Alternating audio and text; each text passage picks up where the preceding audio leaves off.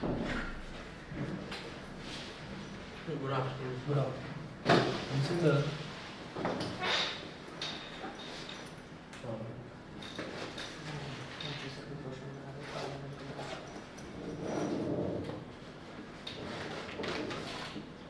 consider these indices of refraction. इसमें दिया है glass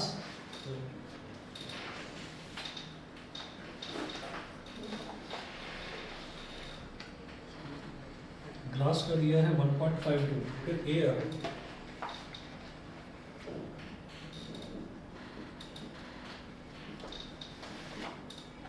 1.0003,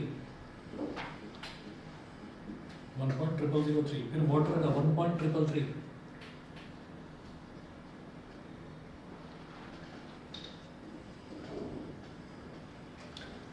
based on the refractive indices. Index की प्लूरल फॉर्म इंडिसेस होती है. तो based on the refractive indices of 3 materials,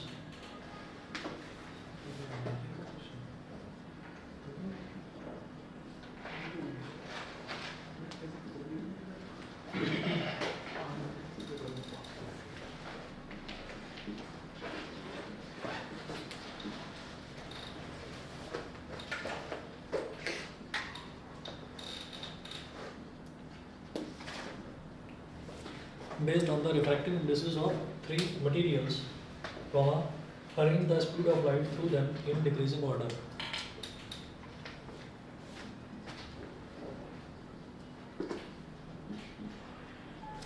Arrange the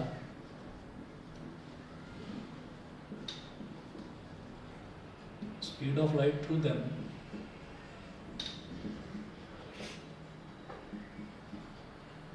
arrange the speed of light through them in decreasing order.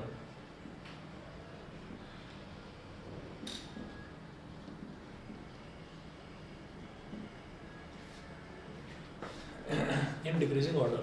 तो हम ये कहते हैं कि जब भी कभी हमको रिफ्रैक्टिव इंडेक्स दे रखा होता है, किसी भी चीज़ का रिफ्रैक्टिव इंडेक्स अगर दे रखा है, तो रिफ्रैक्टिव इंडेक्स हमेशा ऐसे होता है कि हम ये जानना चाहते हैं कि लाइट किसी एक मीडियम से किसी दूसरे मीडियम में ट्रैवल कर रही है.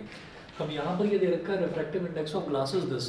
तो इसका मतलब क्या है कि लाइट जो है ना, जब सिर्फ ग्लास का दे रखा है तो हम ये बोलेंगे कि लाइट एयर से ग्लास में आ रही है. इसी तरीके से रिफ्रैक्टिव इंडेक्स जब एयर का है तो इसका मतलब लाइट जो है वो एयर से ही एयर में आ रही है. और अगर दे रखा है कि रिफ्रैक्टिव इंडेक्स ऑफ वाटर 1.333, तो इसका मतलब लाइट एयर से वाटर में आ रही है. ठीक है. तो अब हमें क्या करना है कि यहाँ पर इसके सॉल्यूशन में देखिएगा कि सबसे पहले जैसे ग्लास का दे रखा है रिफ्रैक्टिव इंडेक्स, तो इसको हम बोलेंगे ईटा, और ऐसे लिखेंगे यहाँ पर नीचे लिख देंगे जी और इधर लिख देंगे ए ईटा जी. ए ईटा जी का मतलब क्या है कि लाइट जो है वो एयर से चलकर और ग्लास में एंटर कर रही है.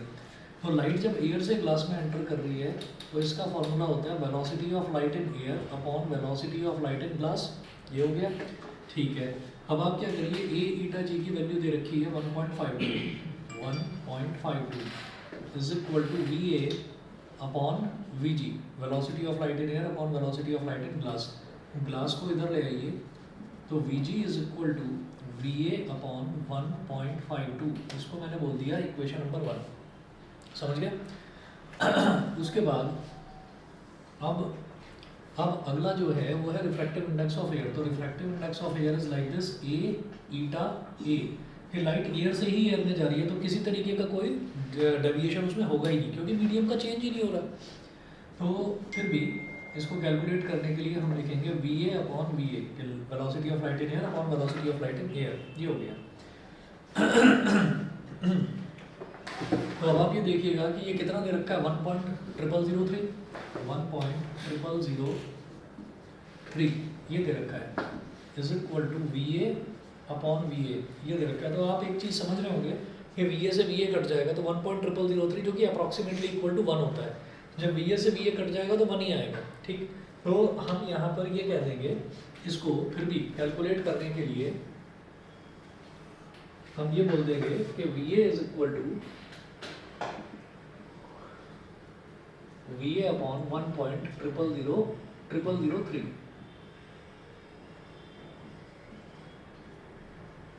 ये हो गई हमारी इक्वेशन नंबर 2. बिल्कुल भी गलत नहीं है ये. अगर आपको ये लगे कि नहीं वी ए से वी ए कट जाएगा तो 1 इज इक्वल टू 1/1.0003 कैसे हुआ, क्योंकि डिनोमिनेटर में 1.0003 है तो 1.0003 is approximately equal to 1 only, वो 1 के ही लगभग लगभग बराबर होगा। वो करने के बाद में मैंने इसको इक्वेशन नंबर 2 बोल दिया। उसके बाद अगला देखूंगा कि रिफ्रैक्टिव इंडेक्स ऑफ वाटर दे रखा है, और रिफ्रैक्टिव इंडेक्स ऑफ वाटर इस तरह से कैलकुलेट करेंगे A eta W is equal to velocity of light in air upon velocity of light in water. A eta W यानी कि इसका रिफ्रैक्टिव इंडेक्स कितना दे रखा है 1.333 is equal to V A upon V W. V W को इधर ले आइए, वी ए अपॉन 1.333, ये हो गया इक्वेशन नंबर 3। तो इक्वेशन नंबर 1, 2 और 3 इनसे हमें क्या समझ में आता है कि जो इक्वेशन नंबर 1 है ना, इक्वेशन नंबर 1 में दे रखा है वी ए अपॉन 1.52। अब आप ऐसे ही इसको कंपेयर करके देखो कि इक्वेशन 1 है, 2 है और 3 है, सबके न्यूमरेटर में क्या है वी है, सबके न्यूमरेटर में वी है। अब आप ऐसे देखिए 1/2 इसकी वैल्यू क्या होती है 0.5, मैंने बोला 0.500। 1/4 इसकी वैल्यू होती है 0.250। 1/8 इसकी वैल्यू होती है 0.125। तो ये जो तीनों वैल्यूज़ हैं इनको कंपेयर करके मुझे ये समझ में आता है कि न्यूमरेटर तीनों का 1 1 1 है, न्यूमरेटर सेम है। डिनोमिनेटर जैसे जैसे बढ़ता जा रहा है फ्रैक्शन की वैल्यू कम होती जा रही है। तो इसका मतलब इसमें डिनोमिनेटर जिसका डिनोमिनेटर जितना बड़ा उस फ्रैक्शन की वैल्यू उतनी ही छोटी, क्योंकि न्यूमरेटर सबका सेम है। तो हम ये कहेंगे कि 1.52 सबसे बड़ा है, तो इसका मतलब ये जो velocity of light in glass है ये सबसे छोटा होगा, क्योंकि ये डिनोमिनेटर सबसे बड़ा है। उन्होंने बोला है arrange the speed of light through them in decreasing order. Decreasing order यानी कि सबसे पहले सबसे बड़ी स्पीड ऑफ लाइट को लिखनी है। तो सबसे बड़ी कौन सी होगी, आप ये देखिएगा कि जिसका डिनोमिनेटर सबसे छोटा होगा। तो डिनोमिनेटर सबसे छोटा किसका है, इसका। तो we A is greater than V W is greater than we जी, ये हो गया। तो सबसे ज़्यादा जो है वो होगी velocity of light in air. Direct नहीं कर सकते, तो वो तो टेक्स्ट में गिवन है 0 पॉइंट दिख रहा है, वो क्या छोटा दिख रहा है? सर दिख रहा है, वो तो सीधा 0.003 उसको लिखो, लिख कर तो समझाओगे ना।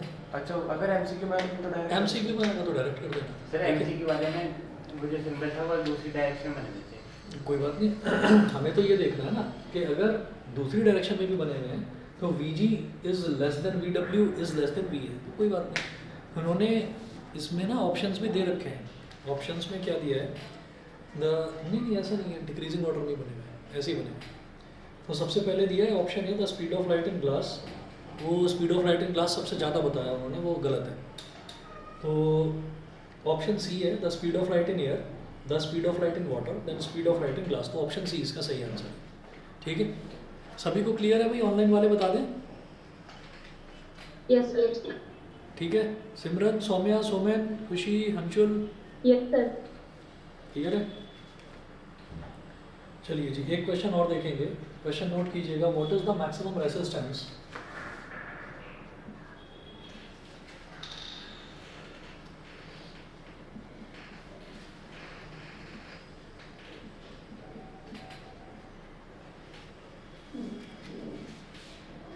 सर। हाँ बोलो। तो जितनी ज़्यादा रिफ्रैक्टिव इंडेक्स होगी उतनी कम स्पीड होगी ना। जितना ज़्यादा रिफ्रैक्टिव इंडेक्स होगा स्पीड उतनी ही कम होगी। ठीक है ना? तो फिर अगर डायरेक्ट आया 1 मार्कर में तो डायरेक्ट हाँ 1 मार्कर में, हाँ वही चीज़, 1 मार्कर में अगर डायरेक्ट आ गया तो सीधा सीधा कर देना। चलिए अब अगला क्वेश्चन देखिए, what is the maximum resistance which can be made using 5 resistors.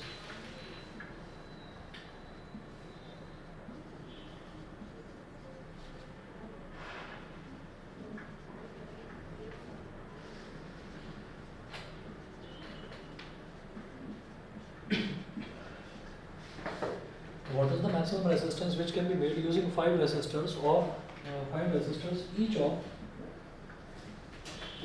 5 resistors each of 1/5 ohm, each of 1/5 ohm question mark। तो देखिए ये लोग बोल रहे हैं what is the maximum resistance which can be made using 5 resistors each of 1/5 ohm। इसके 4 option दे रखे हैं। ऑप्शन ये है 1/5 ohm, ऑप्शन बी है 10 ओम, ऑप्शन सी है 5 ओम और ऑप्शन डी है 1 ओम। ठीक है, ये 4 ऑप्शन दे रखे हैं, तो डी है, समझ में आ गया होगा। क्योंकि जब भी कभी मेरे को रेसिस्टेंसेस दे रखे होते हैं और मेरे से ये कहा जाए कि भाई मैक्सिमम रेसिस्टेंस निकालना है, तो मैक्सिमम रेसिस्टेंस के लिए हम क्या करते हैं, हमेशा सीरीज़ में कनेक्ट करते हैं। तो 1/5 के 5 रेसिस्टेंसेस को अगर सीरीज़ में ऐड कर देंगे तो हम ये कहेंगे यहाँ पर कि मैक्सिमम रेसिस्टेंस, सर ये वही ऑल इन वन वाला क्वेश्चन है जो मैंने आपसे पूछा था। मैक्सिमम रेसिस्टेंस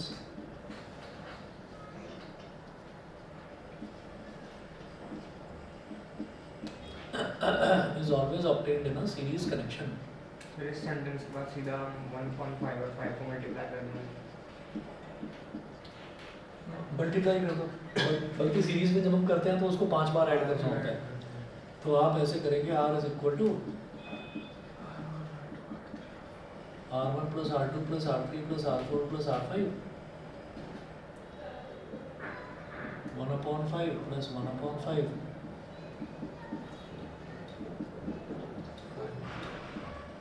तो ये हो गया 5/5, 5 से 5 कट गया तो ये आ गया 1। ठीक है, So maximum resistance में सर पैरेलल मैक्सिमम रेजिस्टेंस तो सीरीज में होगा, जिसमें मैक्सिमम रेजिस्टेंस होगा उसमें मिनिमम करंट होगा, जिसमें मैक्सिमम करंट होगा उसमें मिनिमम रेजिस्टेंस होगा। तो अगर मैक्सिमम करंट पूछा जाएगा तो आपको क्या अगर करना मिनिमम होगा, आए तो पैरेलल में कर देंगे। मिनिमम है तो पैरेलल में करना है।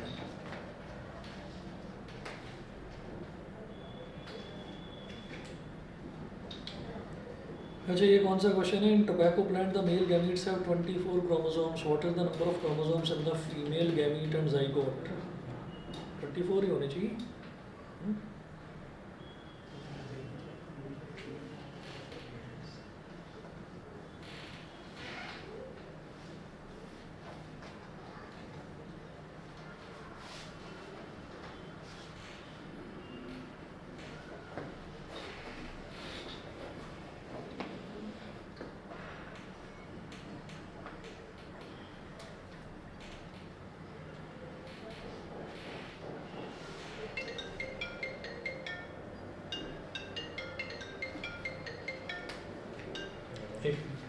हेलो हेलो, नहीं मेरे पास नहीं है, वहीं पर है। ठीक है, देखिए क्वेश्चन जो है बिल्कुल सीधा सीधा है। यहाँ पर ये पूछ रहे हैं कि in tobacco plant the male gametes, मैं ऐसे ही ओरली बता रहा हूँ उसको। In tobacco plant the male gametes have 24 chromosomes. तो टोबैको प्लांट में जो मेल गैमीट है उसमें 24 क्रोमोसोम्स होते हैं। वो पूछ रहे हैं what is the number of chromosomes in the female gamete. तो फीमेल गैमीट में कितने क्रोमोसोम्स होंगे, तो उसमें कितने होंगे, 24 क्रोमोसोम्स ही होंगे। जितने मेल में क्रोमोसोम होते हैं उतने ही फीमेल में होते हैं, तो क्रोमोसोम भी 24 ही हो जाएंगे। दूसरा वो बोल रहे हैं what is the number of chromosomes in the female gamete and zygote. Zygote में क्या होगा, ज़ाइगोट बना मेल और फीमेल के कॉम्बिनेशन से, तो मेल के भी 24 क्रोमोसोम्स के अंदर आ गए और फीमेल के भी 24 आ गए, यानी कि 48 होगा। ठीक है, तो मेल में क्रोमोसोम अगर मान लीजिए x है तो फीमेल में भी क्रोमोसोम x होंगे, मतलब x मतलब नंबर ऑफ क्रोमोसोम्स, और ज़ाइगोट में 2x होंगे, ट्वाइस ऑफ x। ठीक है, सर इसमें हैप्लॉइड डिप्लॉइड लगाना होगा। क्या जी? Haploid diploid. हाँ,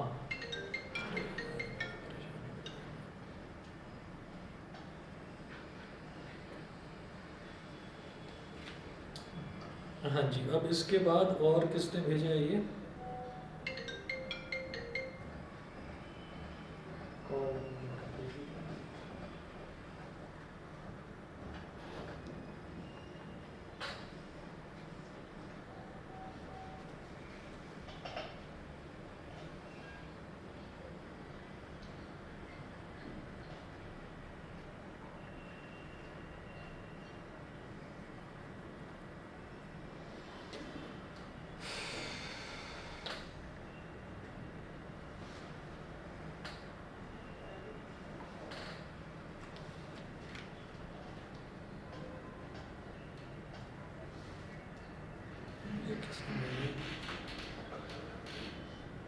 अच्छा, निपुण,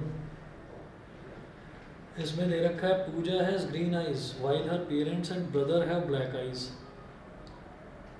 ठीक है. पूजा's husband Sir? रवि. हाँ जी, सर एक डाउट मैंने भेजा है डाइहाइड्रेट वाला. अभी देख रहा हूँ. ओके. अभी देख रहा हूँ. इसमें दिया है Pooja has green eyes while her parents and brother have black eyes.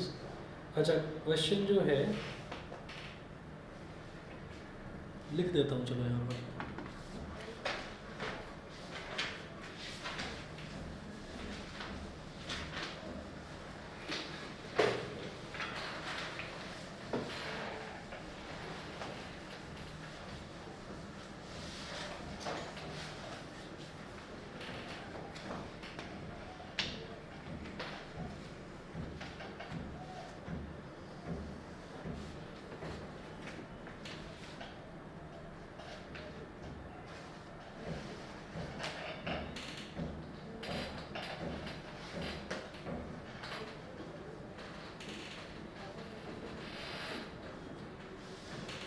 Pooja has green eyes, while her parents and brother have black eyes.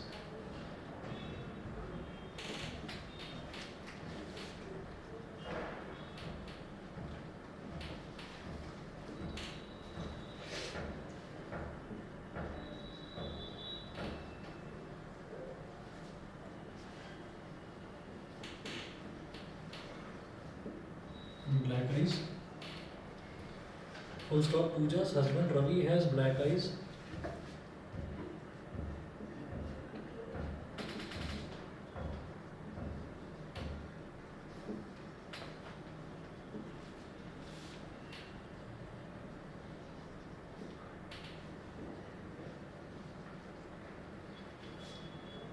Ravi has black eyes while his mother has green eyes.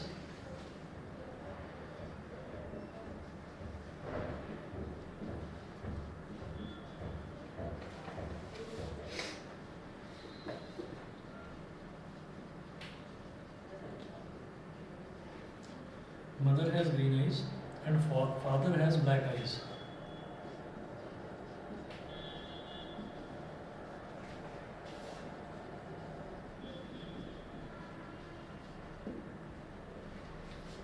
अब इसमें तीन question दिए रखे हैं. पहला है on the basis of the above information.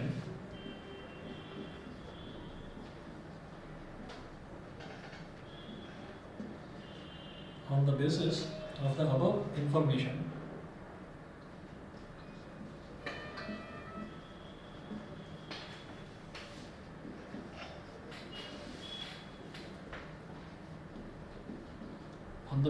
above information, is the green eye color a dominant or recessive trait?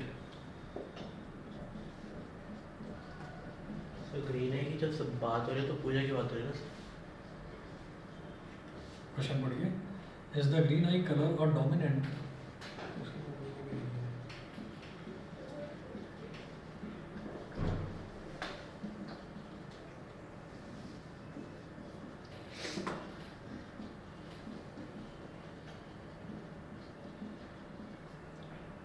or recessive trait? Question mark. Justify your answer.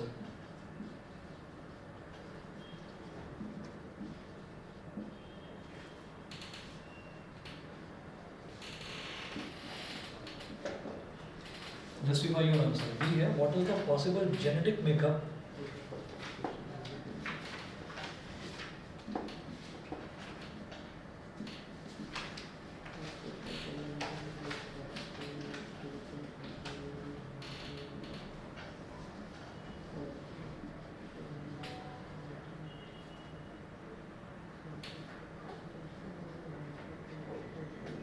What is the possible genetic makeup of Pooja's brother's eye color? Of Pooja's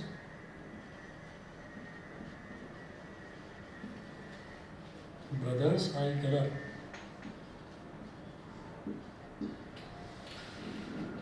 C है. What is the probability that the offspring of Pooja and Ravi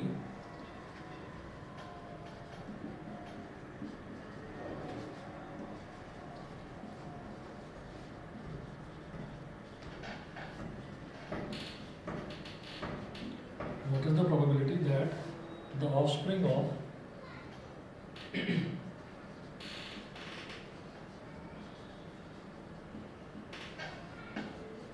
What is the probability that the offspring of Pooja and Ravi will have green eyes?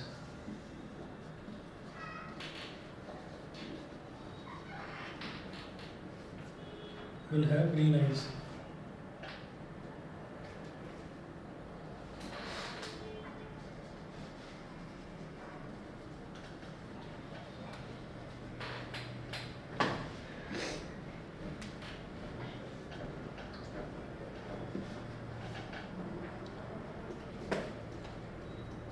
Also show the inheritance of eye color.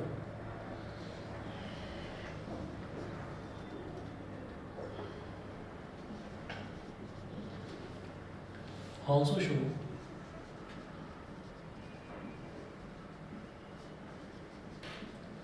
the inheritance of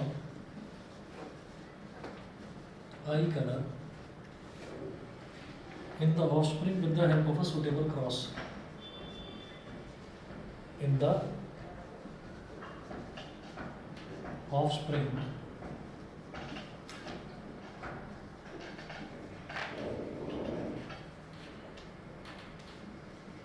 with the help of a suitable cross.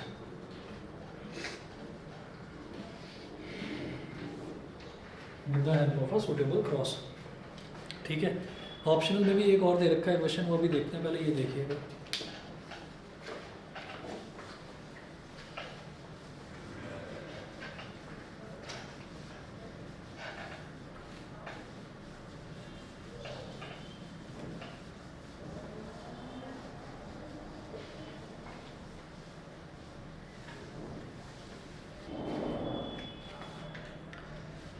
देखिएगा यहाँ पर दे रखा है Pooja has green eyes while her parents and brother have black eyes.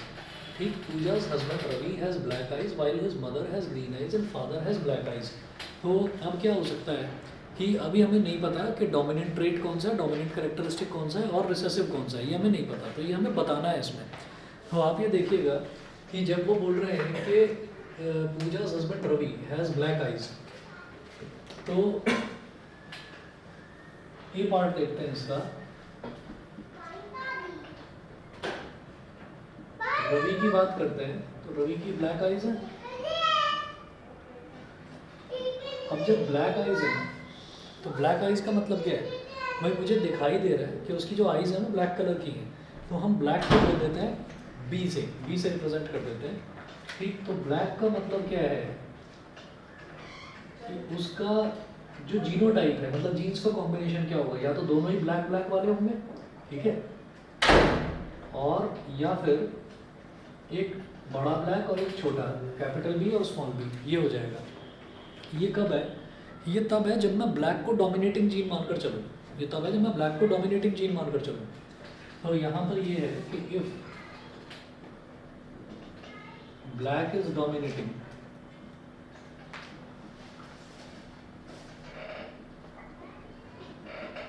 If black is dominating, अगर black dominating है तो जो रवि का जीनोटाइप है, क्योंकि रवि की आंखें काले रंग की हैं, वो दिखाई दे रही हैं, तो फिर उसका जीनोटाइप क्या होगा, कैपिटल बी, यानी कि दोनों ब्लैक ब्लैक वाले जीन हो सकते हैं, और कैपिटल बी स्मॉल बी। जब यहाँ पर दो ही कलर की बात हो रही है तो अगर ब्लैक डोमिनेटिंग है तो ग्रीन को हम रिसेसिव मान लेंगे। तो इफ ब्लैक इज डोमिनेटिंग, तो डोमिनेटिंग है तो उसको हमने कैपिटल बी से रिप्रेजेंट कर दिया, तो ग्रीन ऑब्वियसली ग्रीन फिर रिसेसिव हो गया, तो उसको मैं स्मॉल बी से रिप्रेजेंट करूँगा। अभी ये हमने माना है, इसीलिए इफ लिख रखा है, अभी श्योर नहीं है। अच्छा, तो रवि का जीनोटाइप अगर ब्लैक डोमिनेटिंग है तो रवि का जीनोटाइप ये होगा कैपिटल बी या कैपिटल बी स्मॉल बी। अच्छा, फिर हम ये कहेंगे इफ ब्लैक इज रिसेसिव, अगर ब्लैक रिसेसिव है तो फिर वो स्मॉल बी से रिप्रेजेंट करा जाएगा। तो जो रवि का जीनोटाइप होगा फिर वो क्या होगा, रवि का जीनोटाइप फिर स्मॉल बी ही होगा, क्योंकि स्मॉल बी के साथ में अगर कैपिटल बी आ गया तो अगर ब्लैक रिसेसिव है, तो जो ग्रीन है, ग्रीन डोमिनेटिंग हो जाएगा, और डोमिनेटिंग का मतलब वो उसको फिर कैपिटल बी से रिप्रेजेंट करेंगे। ठीक है, तो यहाँ पर हमने ये कहा कि एक चीज़ तो ये हो गई, एक केस ये हो गया, एक केस ये हो गया। अब अगर मैं फर्स्ट केस की बात करता हूँ, केस फर्स्ट मतलब जिसमें हमने ब्लैक को डोमिनेटिंग माना है, तो जब हम केस फर्स्ट की बात करते हैं तो जरा रवि के पेरेंट्स की बात करते हैं। तो रवि के पेरेंट्स में उन्होंने बोला while his mother has green eyes and father has black eyes, ठीक है। तो हम केस फर्स्ट में ब्लैक को डोमिनेटिंग मानकर चल रहे हैं, हम केस फर्स्ट में ब्लैक को डोमिनेटिंग मानकर चल रहे हैं। दोनों में से एक केस गलत साबित हो जाएगा तो दूसरा वाला केस ट्रू हो जाएगा, ठीक है। तो हम ब्लैक को डोमिनेटिंग मानकर चल रहे हैं, तो भाई मदर की आइज का कलर क्या है? मदर की आइज है ग्रीन कलर की, ठीक है। जब मदर की आइज ग्रीन कलर की हैं तो वो ग्रीन कलर का मतलब क्या है कि उनका जो जीनोटाइप है वो स्मॉल बी रहा होगा, तभी तो ग्रीन कलर की है। क्योंकि स्मॉल बी के साथ में अगर एक भी कैपिटल बी आ जाएगा तो फिर वो ब्लैक कलर की हो जाएगी, ठीक है। यहाँ तक क्लियर है? ऑनलाइन वाले बता दें यहाँ तक क्लियर है? Yes sir. ठीक है, फिर आगे चलते हैं। तो ये मदर का हो गया। अब बात करते हैं फादर की। तो जो फादर है, फादर की आइज क्या बताई इन्होंने? ब्लैक कलर की बताई है। फादर की आइज जो है वो ब्लैक कलर की बताई है। तो ब्लैक का मतलब क्या होगा कि या तो कैपिटल बी, ठीक है, और या फिर कैपिटल बी स्मॉल बी, ये रहेगा। तो अब ऐसे में जब कॉम्बिनेशन होगा ना, जब कॉम्बिनेशन होगा तो जो रवि है, रवि की जो आइज़ है वो रवि की आइज़ आराम से capital B small B combine कर सकता है, ठीक है। अगर मैं इसको बोलूँ कि कैपिटल बी और कैपिटल बी और स्मॉल बी है, तो इस केस में कैपिटल बी स्मॉल बी जब ये इसके साथ कंबाइन करेगा capital B small B, capital B small B, capital B small B, capital B small B. तो अगर ये दोनों के दोनों कंबाइन करते हैं, तो इसका मतलब क्या है कि भाई वो जो रवि की आंखें पर ब्लैक ही कलर की होंगी, ये तो श्योर हो गया, ठीक है। अच्छा, अब अगर मान लीजिए फादर का ये वाला gene capital B small B और मदर का तो स्मॉल बी है, ये कंबाइन करते हैं, तो यहाँ पर कैपिटल बी स्मॉल बी, यहाँ small B, capital B small B, यहाँ स्मॉल बी, तो ये वाला कॉम्बिनेशन बनेगा। हाँ, इसमें भी ब्लैक आइज आ सकती हैं, ठीक है। तो दोनों ही केसेस में हमारे पास, अगर मैं केस फर्स्ट ये वाला लेकर चलता हूँ, दोनों ही केसेस में रवि की आंखें ब्लैक आ सकती हैं, ठीक। चलिए, तो Ravi can have black eyes, ठीक। अब मैं केस सेकंड की बात करता हूँ। केस सेकंड क्या है? केस सेकंड में ये है कि अगर ब्लैक जीन्स जो है, अगर ब्लैक जो है वो एक रिसेसिव जीन है, तो अगर ब्लैक एक रिसेसिव जीन है तो फिर रवि का जीनोटाइप क्या होगा? स्मॉल बी, ठीक है, ठीक है। तो हम ये कहेंगे कि अगर ब्लैक एक रिसेसिव जीन है तो जो मदर है, मदर की आंखों का कलर तो ग्रीन है, ठीक है। तो ग्रीन होने का मतलब क्या है? ग्रीन अब क्या है? ग्रीन अब डोमिनेटिंग जीन है।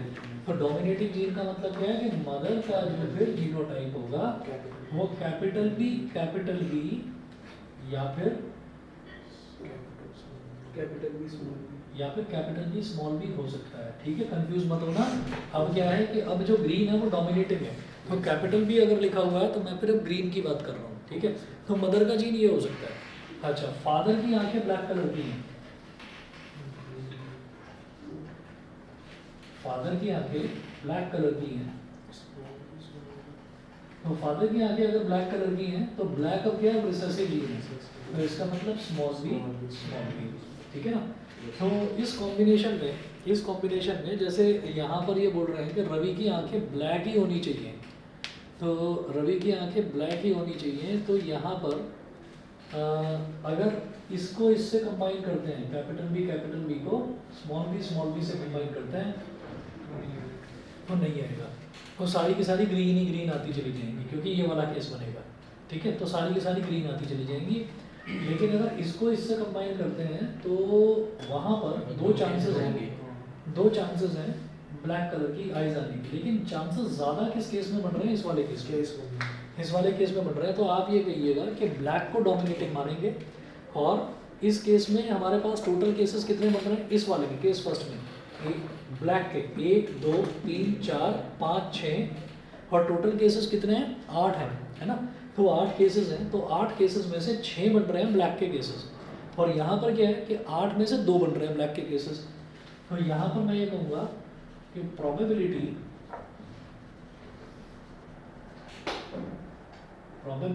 Of black eyes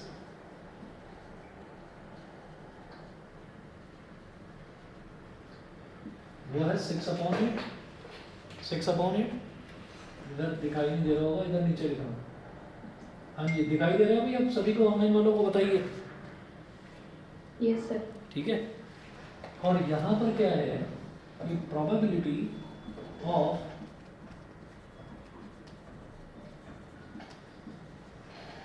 black eyes, यहाँ पर ब्लैक आइज की प्रोबेबिलिटी बहुत कम बन रही है, यानी कि 2/8 बन रही है।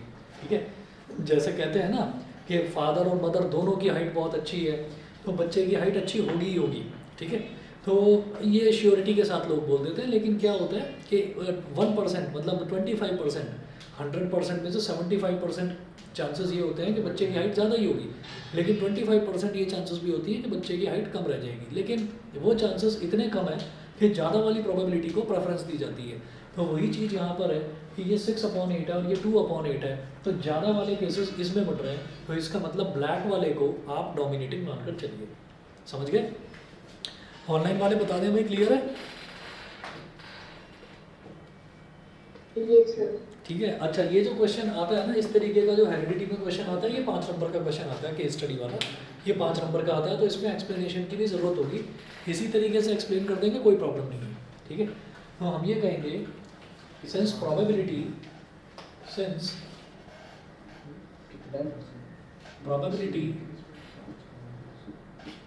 5 मार्क्स का होने वाला क्वेश्चन 5 नंबर का होता है वाला question, of case first is greater than probability of case second।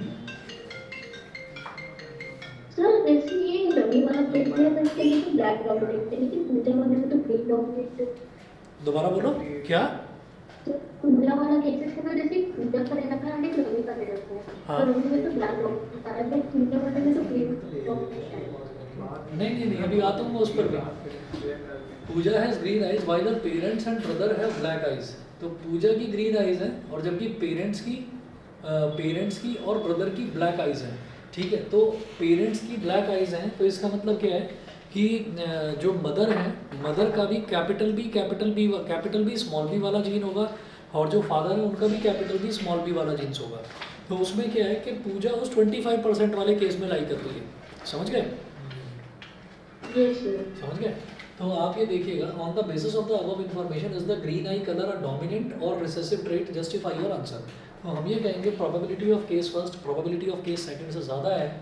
So sir इसके दूसरा रवि इसलिए लेंगे क्योंकि उसके पेरेंट्स की ग्रीन और ब्लैक दो है ना। इसमें सर रवि इसलिए लेंगे ना सर हाँ, केस में। क्योंकि पेरेंट्स की ब्लैक और ग्रीन दोनों की दोनों हैं, तो हम उसमें ज़्यादा आसानी से समझ सकते हैं उस चीज़ को। तो अब आप ये देखिएगा कि so green is a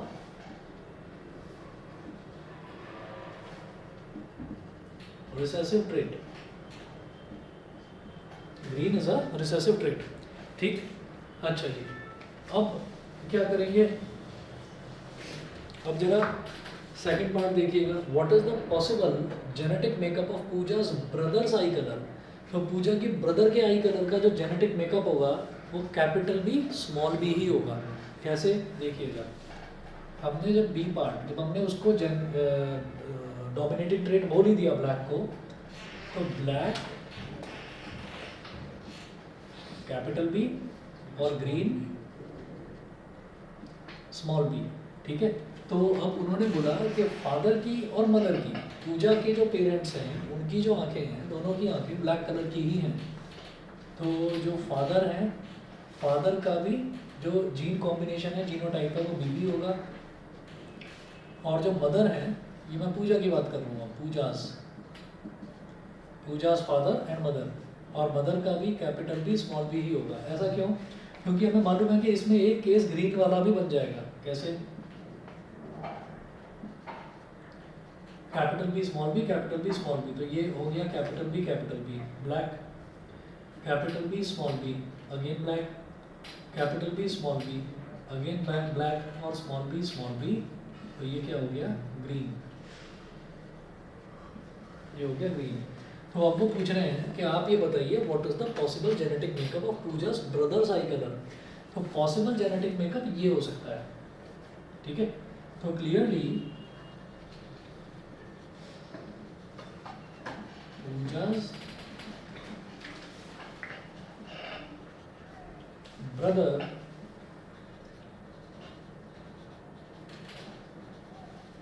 genetic makeup is capital B और कैपिटल बी स्मॉल बी, ठीक है। उसके बाद सी देखिएगा, what is the probability that the offspring of Pooja and Ravi will have green eyes. The offspring of Pooja and Ravi will have green eyes, also show the inheritance of I colour in the offspring with the help of a suitable cross. Suitable cross मतलब ये जैसे हम ये बनाकर दिखाते हैं। तो आप ये देखो कि probability that offspring of Pooja and Ravi will have green eyes, तो ग्रीन आइज की पॉसिबिलिटी क्या है। आप ये देखिएगा कि यहाँ पर इन्होंने कहा कि फादर, ये केस फर्स्ट जो है वो हमने एक्सेप्ट करा है। तो केस फर्स्ट जब एक्सेप्ट करा है तो उसमें आप ये देखिएगा कि उसमें हमने फादर का कैपिटल बी और मदर का स्मॉल बी लिया। तो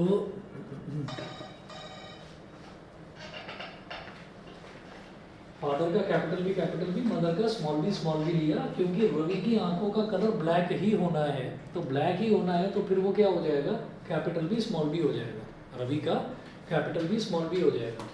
तो हम ये कहेंगे सी पार्ट में लिखें, as we have accepted case first,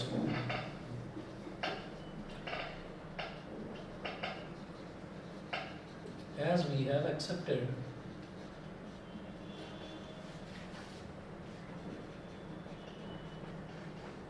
case first, और केस फर्स्ट में भी हमने हमेशा यही देखा कि केस फर्स्ट में हमने दो अलग अलग केसेस बनाकर देखे थे, एक कैपिटल बी और स्मॉल बी का कॉम्बिनेशन। तो इनके कॉम्बिनेशन से तो कैपिटल बी स्मॉल बी आ रहा था, और एक कैपिटल बी स्मॉल बी और स्मॉल बी का कॉम्बिनेशन, तो कैपिटल बी स्मॉल बी और स्मॉल बी का कॉम्बिनेशन। तो इससे भी capital B small B capital B small B और स्मॉल बी, तो इससे भी कैपिटल बी स्मॉल बी आ रहा था। तो इसका मतलब ये हो गया कि भाई रवि का जो आंखों का कॉम्बिनेशन है, जो जेनेटिक कॉम्बिनेशन है, वो कैपिटल बी स्मॉल बी ही होने वाला है और कुछ नहीं होने वाला, ठीक है। तो हम ये कहेंगे as we have accepted case first, तो रवि's जीनोटाइप, रवि का जीनोटाइप क्या हो गया, कैपिटल बी स्मॉल बी, ठीक है। रवि का जीनोटाइप ये हो गया, और पूजा का जीनोटाइप क्या हो गया,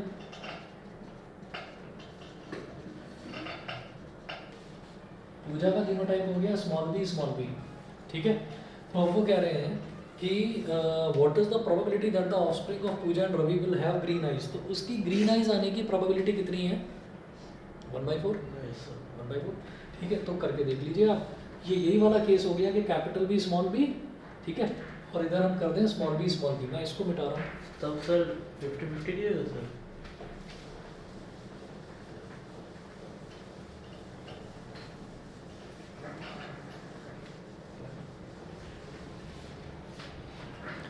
देखो ऐसे हो गया कि रवि का जीनोटाइप क्या है, कैपिटल बी स्मॉल बी, और पूजा का जीनोटाइप क्या है, small B.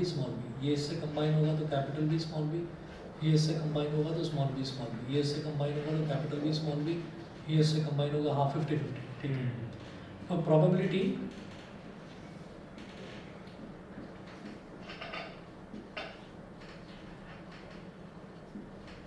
Of green eyes is equal to 4 cases में से 2, तो 2/4,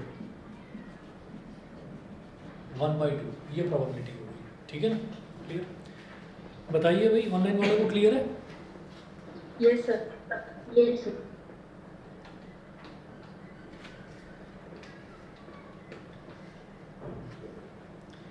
अच्छा, अब इसके बाद इन्होंने ना इसमें जो ये सी पार्ट है, सी पार्ट में एक चीज़ और दे रखी है, वो जरा देखिएगा, ऑप्शन में दे रखा है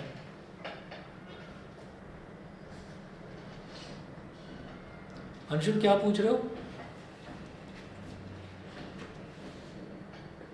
सर कैपिटल भी क्यों नहीं पॉसिबल है? किस केस में?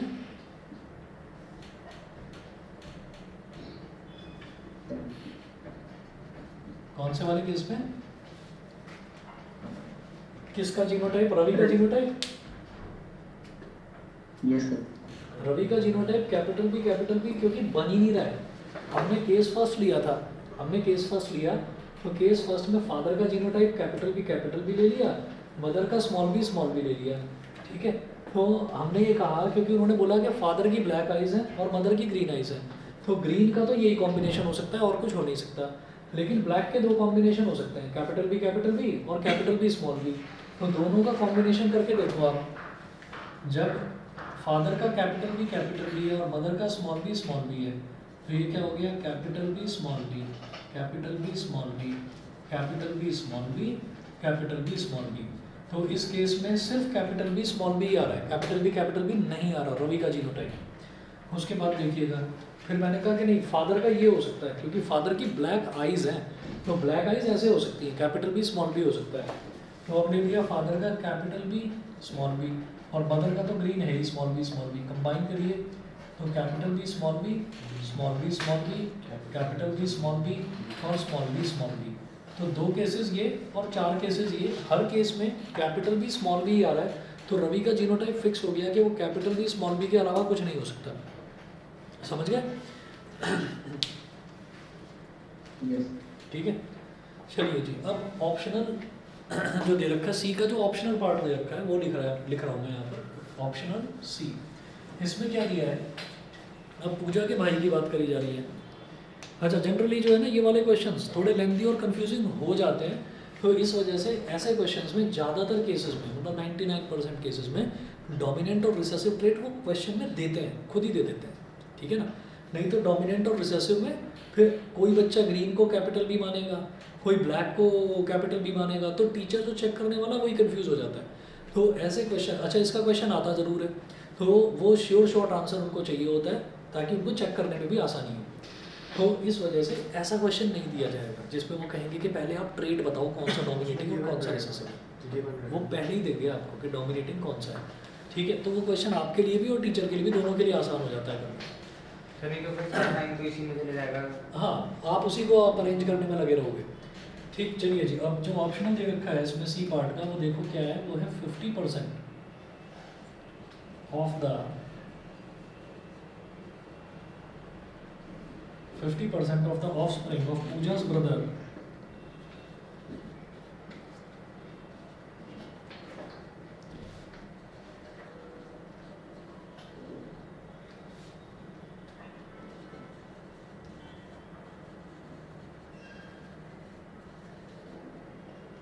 are green-eyed with help of cross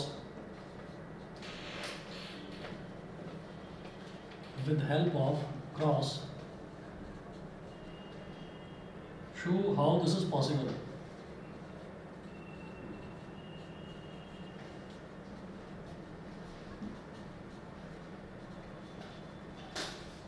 How this is possible, तो ये तो यही वाला है, क्योंकि अब क्या है कि ये हमने पूजा का देखा था, क्योंकि पूजा के फादर और ये मदर थे और फिर उनकी ऑफस्प्रिंग का ये जीनोटाइप बनकर आया था। तो हमने कहा कि ब्रदर का जीनोटाइप या तो कैपिटल बी होगा या फिर कैपिटल बी स्मॉल बी होगा, क्योंकि ब्रदर की ब्लैक आइज है।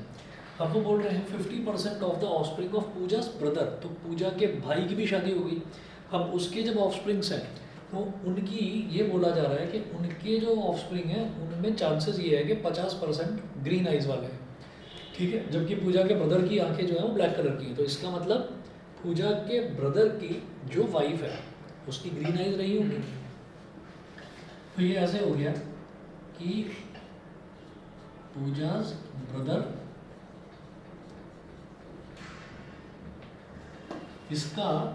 इसका जीनोटाइप फिर कैपिटल बी स्मॉल बी वाला रहा होगा, ठीक है, और brother's wife,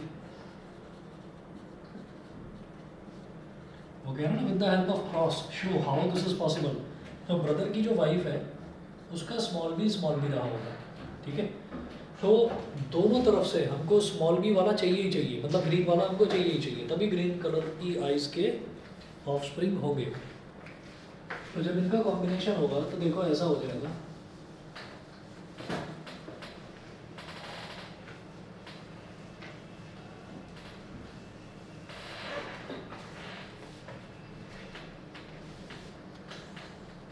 capital B small B और उसकी वाइफ का स्मॉल बी, तो capital B small B, capital B small B और स्मॉल बी। तो हो गए ना 50% चांसेस, 50% ब्लैक आइज के चांसेस और 50% ग्रीन आइज के चांसेस। ठीक है जी, क्लियर है? ठीक है, चलिए जी, अब मैं 2-3 मिनट का बीच में ब्रेक ले रहा हूँ और आप में से जो बच्चा अभी कंटिन्यू करना चाहे कर सकते हैं। मैं magnetic effects of current second batch में करा रहा हूँ। ठीक है, तो सेकंड बैच का टाइम मैंने यही रखा था 2 बजे का। कितना टाइम हुआ? 1 बजे का। ठीक, तो बस अभी आगे कंटिन्यू करते हैं, 2-3 मिनट वेट करिए। सर पहले वाले बैच में आपने भी स्टार्ट नहीं करवाया ना मैग्नेटिज्म नहीं करवाया फिर मैं जाऊँ क्योंकि फिर हाँ मेरे जा स्टार्ट हो जाएगा। बिल्कुल। कोई भी बच्चा अगर ये चाहे, जो बैच ए वाले बच्चे हैं तो बैच ए में भी बाद में मैग्नेटिज्म कराऊंगा। अगर वो बैच ए में ही करना चाहें तो वहाँ कर सकते हैं। बैच बी में मैग्नेटिज्म में करवा रहा हूँ already. Thank you sir. Okay.